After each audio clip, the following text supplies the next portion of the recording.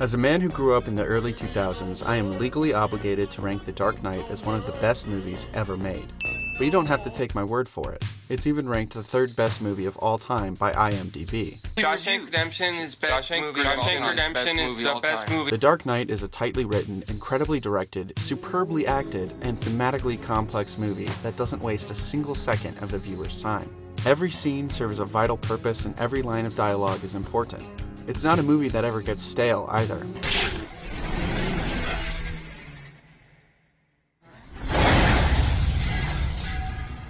I've seen the film probably 15 times, and I enjoy it even more than the last time I saw it on every rewatch. But today I want to talk about the deeper themes of the movie, the historical backdrop in which the movie released, and the differences between the events of the movie and the events that happened in real life.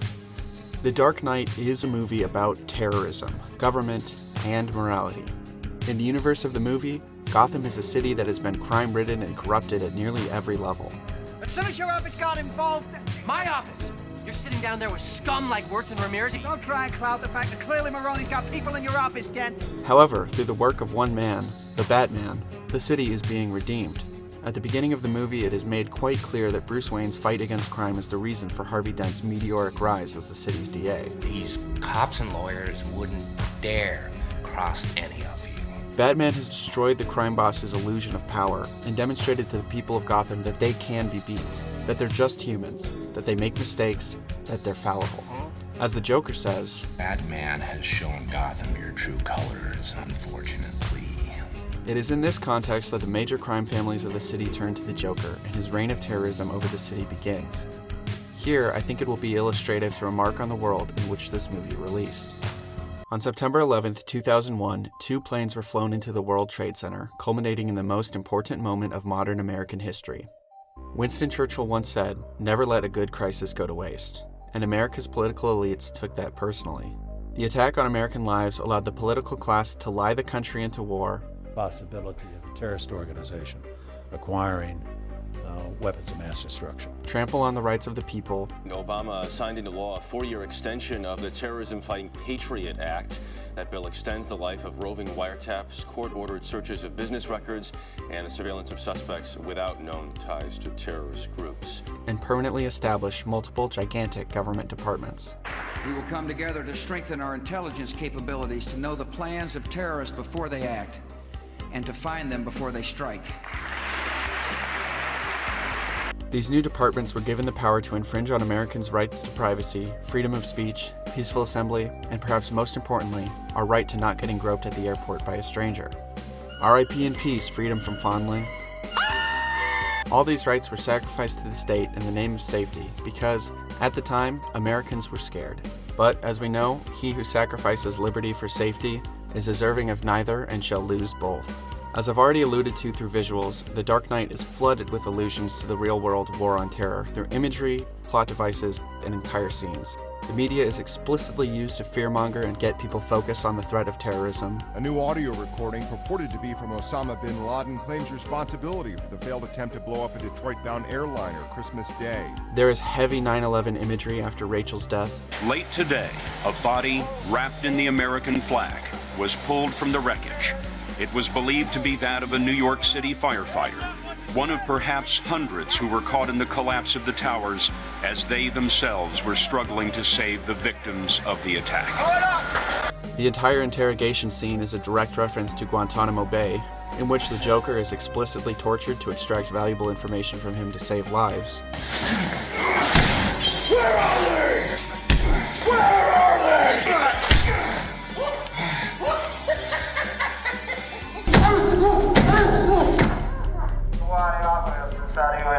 I don't know. And perhaps most egregiously of all, Batman starts spying on all of Gotham in order to find the Joker. This is wrong. I've got to find this man, Lucius. At what cost? We get it, Mr. Nolan, you are referencing the war on terror. We get it. But the comparison is not one-to-one. In the years just after 9/11, 2 different competing theories arose as to why the country was attacked by people who lived 7,000 miles away. The first and most prolific theory disseminated to the public was that angry sand people hated Americans for their freedom. Americans are asking, why do they hate us? They hate what they see right here in this chamber. a democratically elected government. They hate our freedoms, our freedom of religion, our freedom of speech, our freedom to vote and assemble and disagree with each other. George W. Bush acts like Osama bin Laden stumbled upon our Bill of Rights in a desert somewhere and just like looked at it and went, wait, speedy trial? What is this? Like, this is outrageous. The second, much less popular theory was that America was attacked because of its military presence in the Middle East, destabilization of the region, bombing of innocents, and support for what was seen by the Arabs as an illegitimate state. What the hell is Israel? It's just something Rick starts talking about when he's blackout drunk. The source for these ridiculous ideas was only the very man allegedly responsible for the attack, directly stating that these were the reasons why he attacked us. So, obviously, take that with a grain of salt. Oh, by the way, I was being sarcastic. It is in this context that the character of the Joker was written. However, Nolan decided to make his super terrorist a little less cartoonish than the Bush administration's portrayal of bin Laden. Instead of hating Gothamites for their freedom, the Joker is a force for chaos.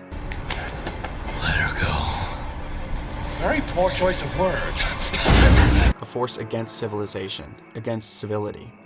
He stands against the very idea of morality itself. See, their morals, their code. It's a bad joke. In essence, the Joker's mission is to demonstrate the falsehood of that morality. They're only as good as the world allows them to be. Thus, the fight between the Joker and Batman inherently represents the battle between order and chaos, between believing that good and evil exist, that there is real metaphysical truth in the universe, and believing that there is no such thing as good or evil, morality or immorality.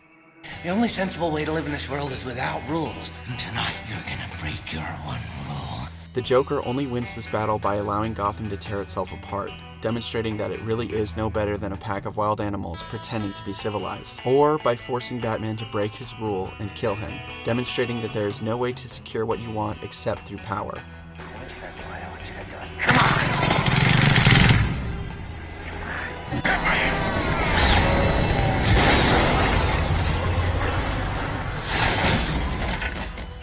That might makes right. Through this magnificently written villain, Christopher Nolan's Dark Knight steel-mans the entire war on terror. For those unfamiliar, in a debate, a steel man is the opposite of a straw man. A straw man is a cheap debate tactic consisting of misrepresenting your opponent's argument and then arguing against that misrepresentation. So you're saying that anyone who believes in equality, whether you call them feminists, call them whatever you want to call them, should basically give up because it ain't gonna happen. What? A steel man is the best and most charitable presentation of your opponent's argument. If you can steel man your opponent's argument and still defeat it, you have definitively won the debate and proven your opponent wrong. Nolan steelmans the war on terror by creating a world in which everything that quote-unquote needed to be done in the actual war on terror to stop the terrorists and save lives, the illegal torture, the mass spying on free citizens, the lying to the public by elected officials, all still happens and actually is completely necessary. But at the same time, it is also orchestrated by one good man. Hands up, free boy.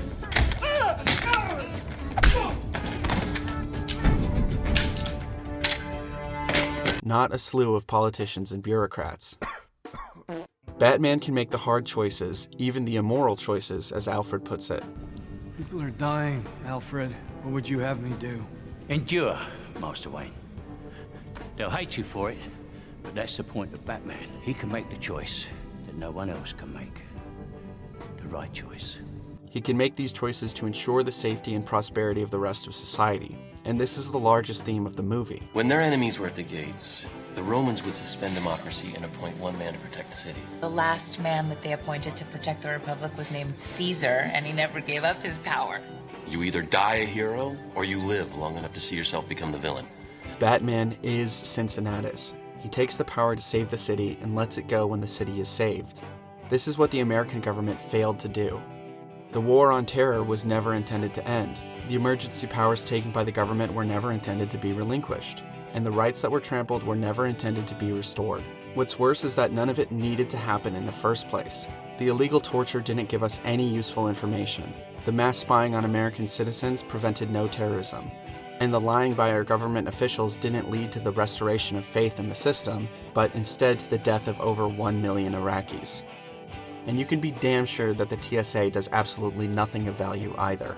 Finally, to bring us home, it's time to discuss why the American government could never handle the war on terror the correct way. It's time to talk about the two boats. What about that time with the two boats? This is better than the two boats. At the end of the movie, Nolan includes a social experiment. Both boats are laden with explosives and given the detonator to each other's bombs. If either boat blows up the other one, that boat gets to live. If neither one triggers the detonator, they both explode. And to sweeten the pot, one of the boats is filled with criminals, giving the civilian boat an excuse to pull the trigger. But this is a poisoned pill. In this scenario, the only objectively moral solution is to not pull the trigger and allow yourself to possibly explode. To pull the trigger is to prove that humans are monsters, that you can't trust your neighbors and they can't trust you. That when the chips are down, These civilized people, they'll eat each other. to pull the trigger would save your life but destroy the city. To pull the trigger is to prove the Joker right.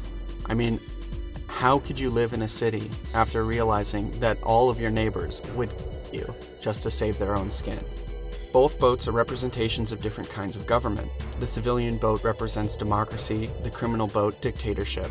Both forms of government fail the test and make the immoral choice. The Democratic boat votes to blow up the other ship, objectively showing democracy is not an inherently moral institution. The tally is 140 against 396 for. As Benjamin Franklin said, democracy is two wolves and a lamb voting on what to have for lunch.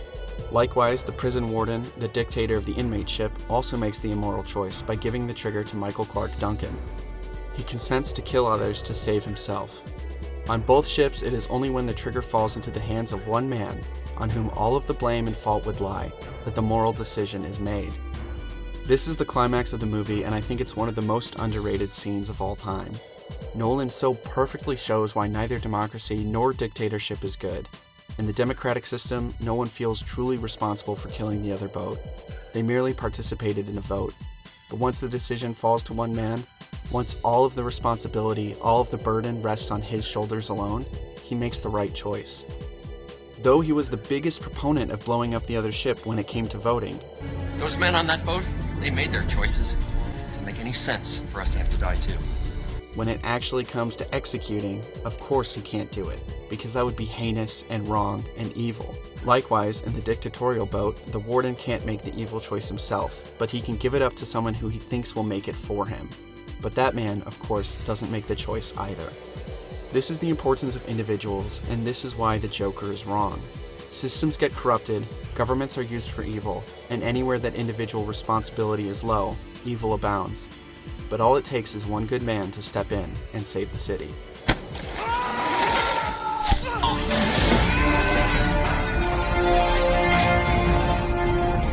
Thanks for watching. If you guys like this video, please like, comment, and subscribe. That all really helps. I really enjoyed making this, and I have a lot more ideas coming down the pipe, so stay tuned for more.